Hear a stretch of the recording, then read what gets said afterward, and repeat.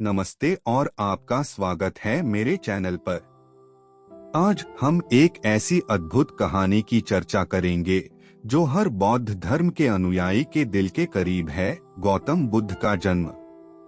गौतम बुद्ध के पिता का नाम शुद्धोधन था। वे कपिलवस्तु के राजा थे। बात उस समय की है जब गौतम बुद्ध का जन्म भी नहीं हुआ था। राजा शुद्धोधन के कोई संतान न थी। इसी कारण संतान प्राप्ति की चाह में वे सदैव विचारमग्न रहते थे। संतान प्राप्ति की चाह में ही उन्होंने 2 विवाह किए थे। राजा शुद्धोधन की बड़ी रानी का नाम महामाया और छोटी का नाम प्रजावती था। धीरे धीरे समय व्यतीत हो रहा था। राजा शुद्धोधन अब अधेड़ अवस्था से वृद्धावस्था की ओर अग्रसर होने लगे थे। देवी देवताओं की पूजा अर्चना और दान पुण्य आदि करने के बाद भी उन्हें संतान का सुख न मिल सका। समय बीतने के साथ साथ राजा की तृष्णा भी बलवती होती जा रही थी। ऐसा प्रतीत होता था जैसे भाग्य के देवता राजा शुद्धोधन से कुपित हो गए हैं। तभी तो उनकी श्रद्धा और निष्ठा भी कोई रंग न ला सकी थी। अब राजा की तृष्णा चिंता और गहन चिंता में बदलने लगी थी। राज्य में चारों ओर सुख, शांति और समृद्धि थी, किंतु अपना उत्तराधिकारी न होने के कारण यह सब कुछ राजा को निरर्थक ही प्रतीत होता था। निःसंतान होने का दुख राजा शुद्धोधन को ही नहीं, रानी महामाया और रानी प्रजावती को भी था। इस चिंता को दूर करने का उपाय किसी के हाथ में न था। अतः वे सभी मौन थे।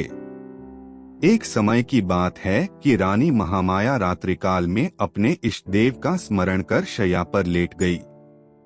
लेटते ही उनकी आंख लग गई और उनकी आंखों के सामने भिन्न भिन्न प्रकार के सुखद स्वप्न चित्र तैरने लगे। स्वप्नों का तांता रात भर लगा रहा। स्वप्न आते रहे और सुखद अनुभूति देकर विस्मृत होते रहे। रात्रि का अंतिम प्रहर चल रहा था। रानी महामाया ने स्वप्न में देखा कि 4 यक्ष, जिनके मुखमंडल तेज से प्रदीप्त थे, उनके निकट आए। यक्षों ने रानी को प्रणाम किया और पुष्प के समान बड़ी कोमलता से उन्हें उठाकर एक ओर को उड़ चले। जिस वायुमंडल से होकर यक्ष रानी को लेकर उड़ रहे थे, उसमें बड़ी मनमोहक सुगंध व्याप्त थी। इस भीनी भीनी सुगंध ने रानी के अंतर्मन को प्रफुल्लित कर दिया। यक्षों ने रानी महामाया को ले जाकर एक सर्वोन्नत पर्वत के शिखर पर बैठा दिया। वहां एक बहुत सुंदर आसन बना हुआ था। इस आसन पर विराजमान होकर रानी को बड़ा आत्मिक सुख मिला।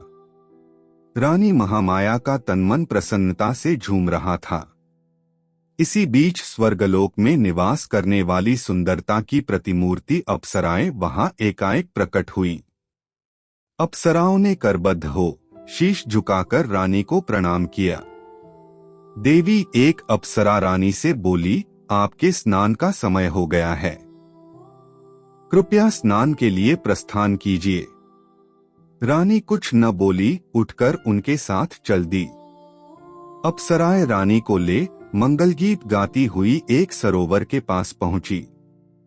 सरोवर अत्यंत सुंदर था और उसमें श्वेत कमल पुष्प शोभायमान थे।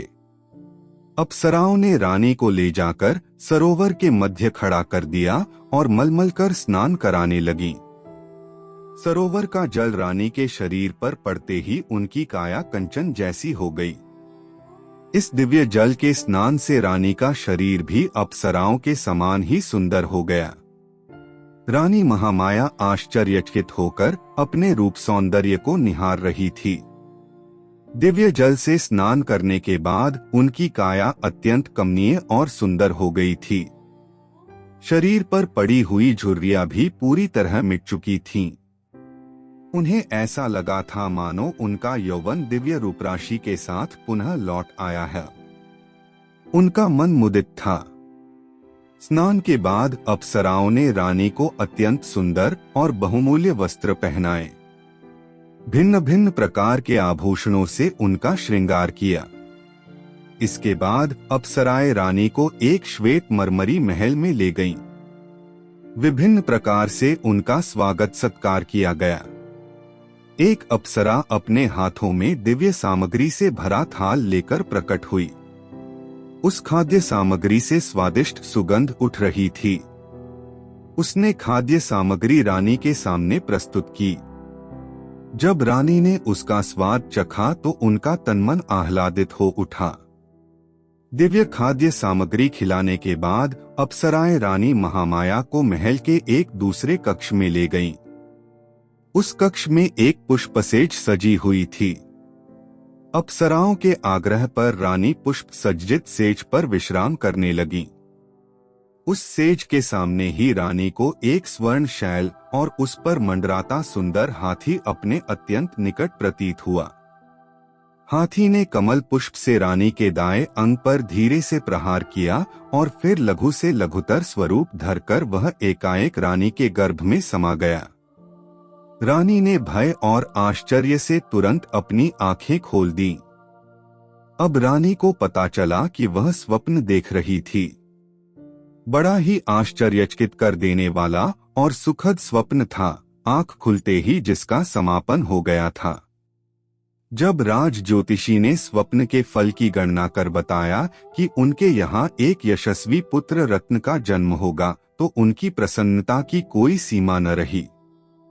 राजा ज्योतिषी की घोषणा ने जैसे राजा, रानी और प्रजा के ऊपर से चिंता की कालिमा को समाप्त कर दिया था।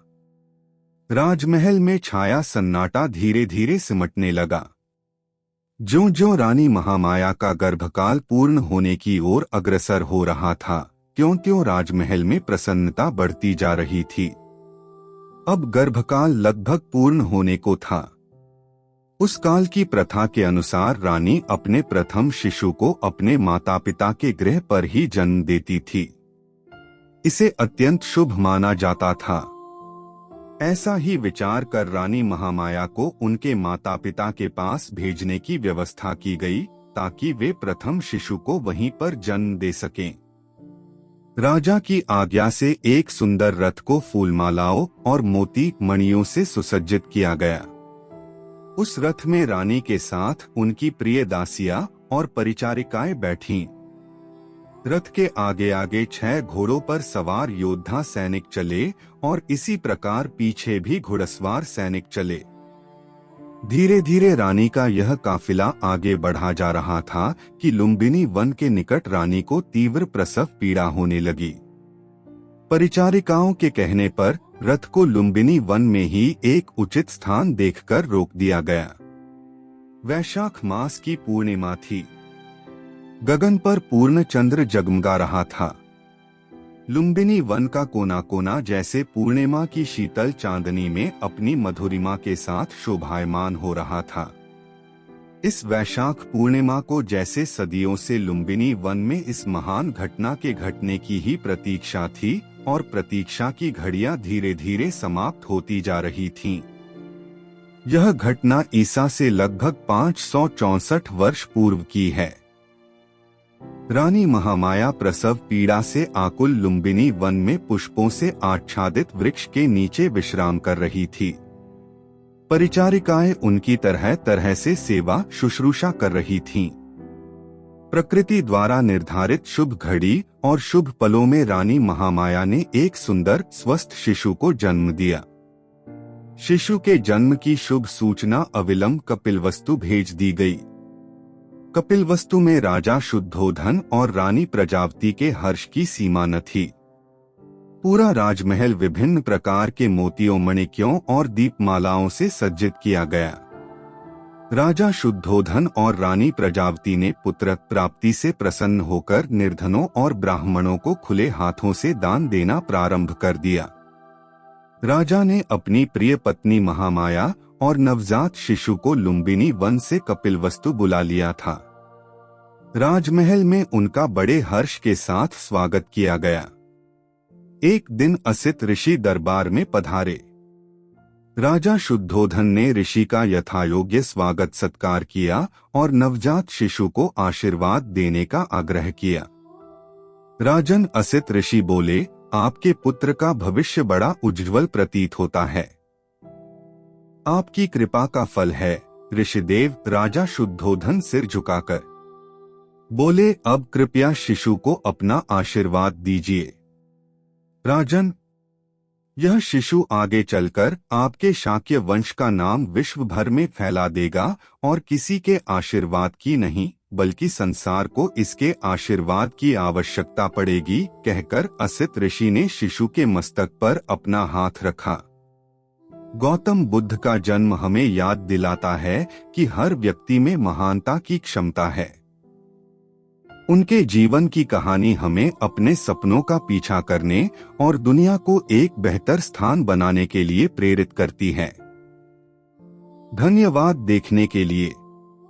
कृपया मेरे चैनल को सब्सक्राइब करें और मेरे अन्य वीडियो देखें।